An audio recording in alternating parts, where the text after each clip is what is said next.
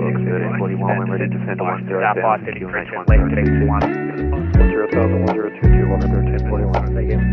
1. Hello and welcome to the second episode of this introduction into airliner flying, where today's episode will focus on taxiing and taking off from Class C aerodromes.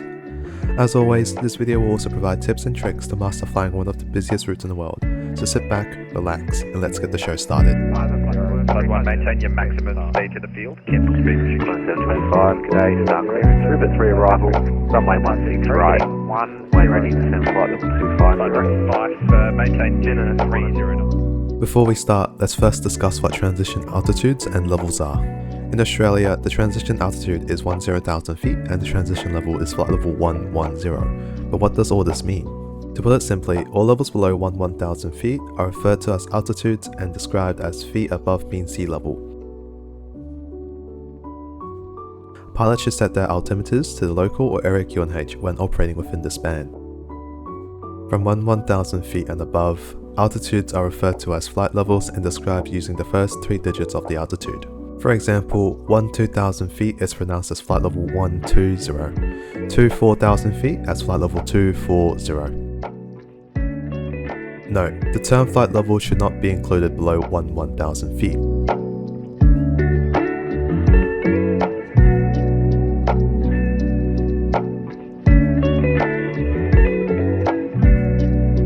Pilots should set their altimeters to the standard altimeter setting of 1013 hectopascals or 2992 inches of mercury. Since QNH is no longer used in this altitude band, an aircraft's altimeter will no longer display the height above mean sea level, but will instead display the aircraft's pressure altitude. Tip: ensure that your aircraft has the proper transition altitude and level set. Note: Airbus aircrafts have this setting automatically programmed in, however Boeing aircraft still require this setting to be done manually. To program this into the Boeing aircrafts, simply click on Edit Reference and put in 10,000 feet into the transition altitude. For the transition level, click on Descent, Forecast and replace it with flight level 110.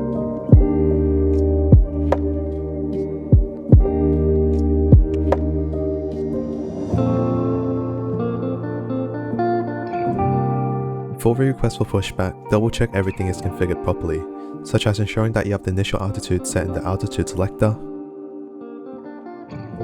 the correct squawk number, ensuring that the transponder mode is on TARA, and that the SID and runways are programmed into the FMC or MCDU.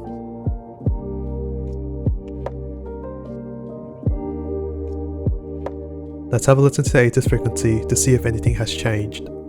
Tip: double-clicking the ATIS call sign in vPilot or XPilot will display the full ATIS in text.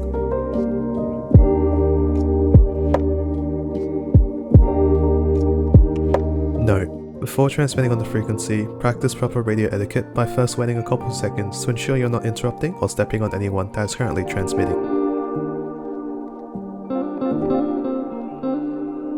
Melbourne Ground, g'day, Velocity 318, Bay Echo 8, request pushback. Velocity 318, push approved. Push approved, Velocity 318. During busy periods, ground controllers may issue you pushback instructions such as Velocity 318, give way to the company 737, taxiing to your left. Once they are clear, push approved. give way to the company once they are clear, push approved, Velocity 318. Velocity 318, push approved. Caution, company traffic to your right is also pushing. Push approved, copy company traffic, Velocity 318.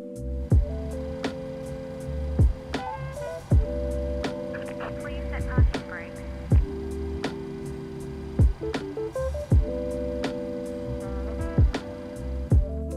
Once pushback and engine side is completed and you are ready, let's request for taxi. Tip: pilots can request specific runway intersections for departure when requesting for taxi. However, during busy periods, this request doesn't mean you get to skip the queue by requesting a shorter intersection. Velocity 318 Information November, request taxi, request intersection Juliet. Velocity 318, taxi via Golf Alpha, holding point Juliet, runway 34. Taxi via Golf Alpha, holding point Juliet, runway 34, Velocity 318. During busy periods, ground controllers may issue taxi instructions such as Velocity 318, follow behind the company 737, taxiing on Alpha to holding point Juliet. follow behind the company 737 taxiing on Alpha to holding point Juliet, velocity 318. Velocity 318, taxi via Golf Alpha, hold short of Juliet. Taxi via Golf Alpha, hold short of Juliet, velocity 318. Velocity 318, give way to the Jetstar A320 on Victor, continue via Alpha to holding point Juliet, runway 34. Give way to the Jetstar A320 on Victor, continue via Alpha to holding point Juliet, runway 34, velocity 318.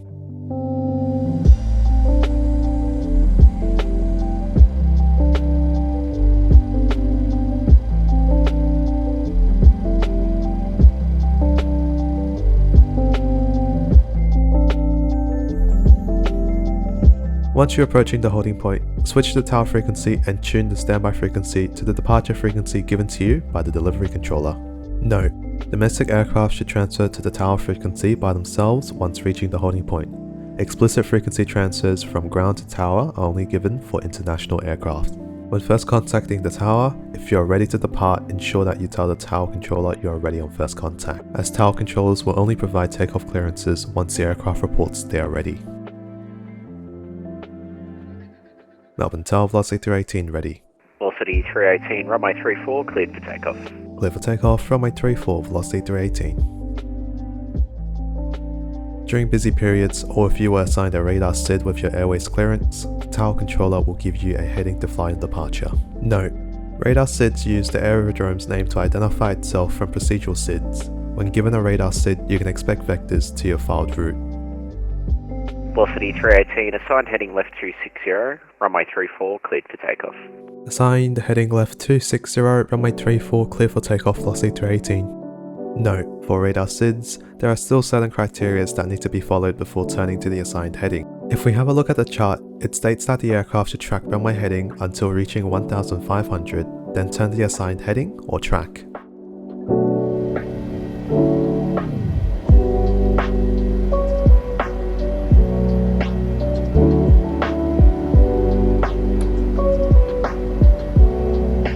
Velocity 318, connect departures, g'day. Contact departures, velocity 318, g'day. Thanks for sticking to the end, as this concludes today's episode on taxi and takeoff, as the next episode will focus on the climb and cruise. As always, if you have any questions, make sure you ask them in the Backpack Discord server. As for now, I'll see you in the next one.